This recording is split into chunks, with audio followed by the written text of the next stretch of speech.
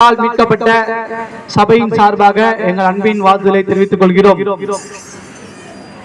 இப்ப பாட்டு பாடுறாங்க சகோதரி, துன்பமா துயரமா அது தண்ணீர் பட்ட உடை போன்றதமா என்று. இன்னைக்கு அநேக மனுஷர்களுடைய கவலைகள் என்னவென்றால், நாளைக்கு எனக்கு என்ன கிடைக்கும், நாளைக்கு என்னுடைய பிரச்சனைக்கு ஒரு தீர்வு இருக்கா, நாளைக்கு நான் இந்த கடனுக்கான வட்டி கட்ட வேண்டுமே, நாளைக்கு என்னுடைய உடல்நிலை சரியில்லாம போயிடுமே, நாளைக்கு சாப்பிடுறதுக்கு எனக்கு சாப்பாடு இருக்கா, நாளைக்கு எனக்கு போட துணி இருக்கான்னு சொல்லி அழிந்து போகின்ற காரியத்தை குறித்து இன்னைக்கு மனுஷனானவன் கவலைப்பட்டு கொண்டிருக்கிறார். எனக்கு உதவி செய்ய யாருமே இல்லையே, இந்த ஒரு பிசாசின் போராட்ட நிமித்தமாய் என்னுடைய வாழ்க்கையிலே மிகவும் சோர்ந்து போயிருக்கிறேன், நான் சம்பாதிக்கின்ற வருமானங்கள் எப்படிதான் போகுது என்று தெரியல, இந்த கடன் பிரச்சனையிலிருந்து என்னை மீட்க யாருமே இல்லையா, இந்த வியாதியிலிருந்து என்னை நீக்க யாருமே இல்லையா என்று துக்கப்பட்டு வேதனைப்பட்டு கொண்டிருக்கிற என் அருமையான பகுதி மக்களே, உங்கள் துக்கங்களை இயேசு கிறிஸ்து சுமந்தார் என்று வேத வசனம் சொல்லுகிறது. இனி நீங்கள் சுமக்க தேவையில்லை, அவர் உங்கள் துக்கங்களை சுமந்தார். எப்படி தம்பி, என் கடன் எல்லாம் ஏசப்பா அடிச்சிடுவாரா, என்னுடைய வியாதியெல்லாம் அவர் நீக்கிடுவாரா என்று நீங்கள் நினைக்கலாம். வேதத்திலே பெரும்பாடுள்ள ஸ்திரீ என்று ஒரு ஸ்திரீயை குறித்து நான் உங்களிடத்தில் சொல்ல பிரயாசப்படுகிறேன்.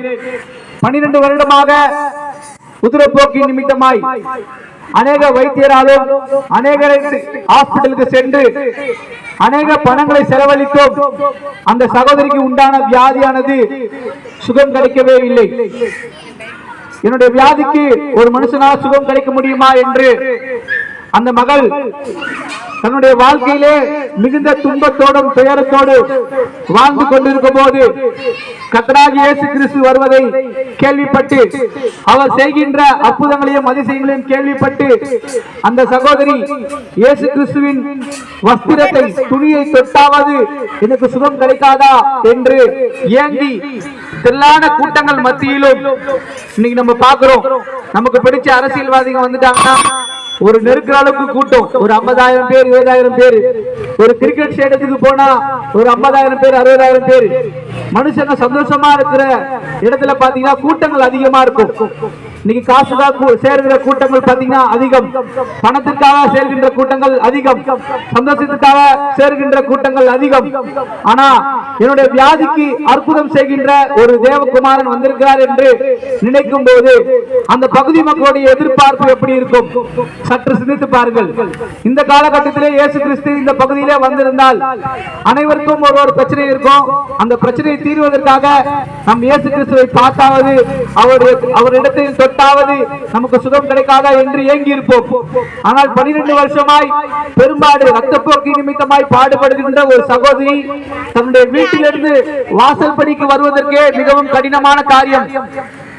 இன்னைக்கு சகோதரிகள் பாத்தீங்கன்னா 3 நாள் இந்த ரத்தப்போக்கின் பிரச்சனை நிமித்தமா கோவப்படுறாங்க, எரிச்சல் அடைகிறாங்க. வீட்டுல அநேக பிரச்சனைகள் வரும்.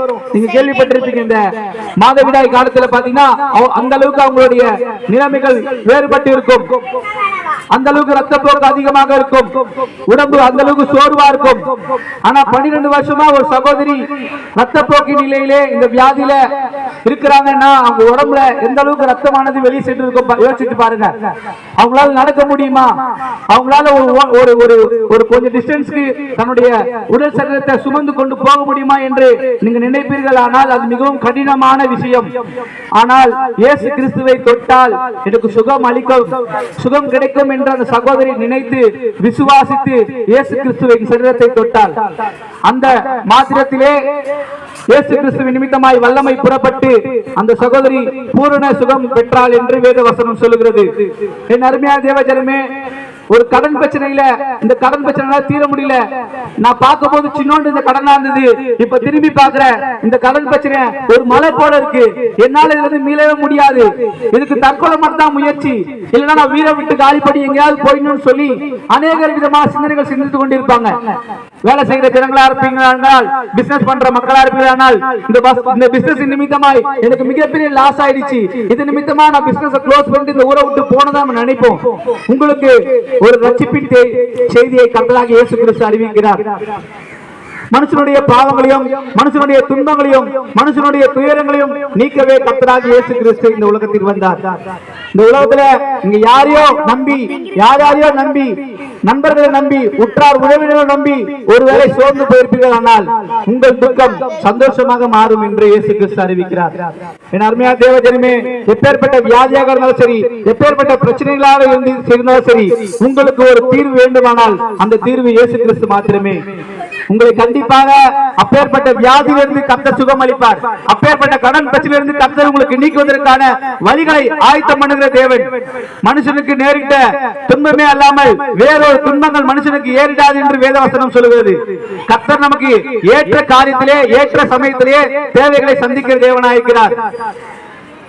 ஏனென்றால் நம்ம படிச்சுட்டோம் சொல்றோம் அப்படி கிடையாது. என்னுடைய வாழ்க்கையிலும் பாத்தீங்கன்னா பணம் தான் முக்கியம், சொந்தக்காரங்க முக்கியம் கிடையாது, மனுஷங்க முக்கியம் கிடையாது.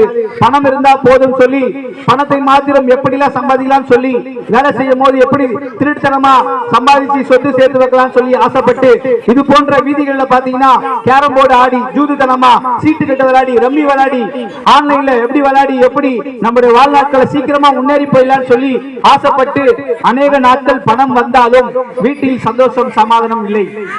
கணவன் மனைவி விட்டு அடிக்கடி பிரச்சனைகள், குழந்தை விட்டு அடிக்கடி மருத்துவமனைக்கு செலவு என்று அதிக விதமான செலவுகள். பணம் எந்த அளவுக்கு வந்தாலும் வீட்டில் சந்தோஷம் இல்லாமல் சமாதானம் இல்லாமல் சண்டைகள் போராட்டம் காணப்பட்ட வாழ்க்கையை வாழ்ந்து கொண்டிருந்தோம். என் அருமையான தேவ ஜனமே, இந்த வேத புத்தகத்தை வாசித்து என் வாழ்க்கையை இயேசு கிறிஸ்துக்கு என்று ஒப்புக் கொடுத்தேன். கர்த்தராகி தேவன் உலகம் கொடுக்கிற சமாதானத்தை அல்ல, தேவ சமாதானத்தை என்னிடத்தில் கொடுத்தார். நீங்க அநேக பேர் நம்ம நினைக்கிறோம் பணம் கொடுத்தா ஆசீர்வாதமா இருக்கும்னு சொல்லி. பணத்தை காட்டிலும் மிகப்பெரிய ஆசீர்வாதம் தேவ சமாதானம் மட்டுமே.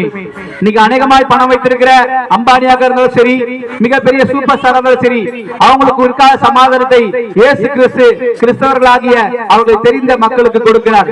அந்த சமாதானத்தை நீங்கள் பெறுவீர்கள் ஆனால் அருகாமையில் உள்ள சபைகளை சென்று இயேசு கிறிஸ்து யார், எப்படிப்பட்டவர் என்று அறிந்து கொள்வீர்கள் ஆனால் கர்த்தர் உங்களுக்கும் உங்கள் குடும்பத்திற்கும் மிகப்பெரிய ரட்சிப்பை கொடுப்பார். எங்களுடைய சபை அன்னை இந்தா நகர் பகுதியிலே நெசவாளர் கடையிலே இயேசு கிறிஸ்துவின் ரத்தத்தால் மீட்கப்பட்ட ஜெப வீட்டிலே இருக்கிறது. காலை மாலை 2 வேளை கூட்டங்கள் ஆயத்தப்படுகிறது.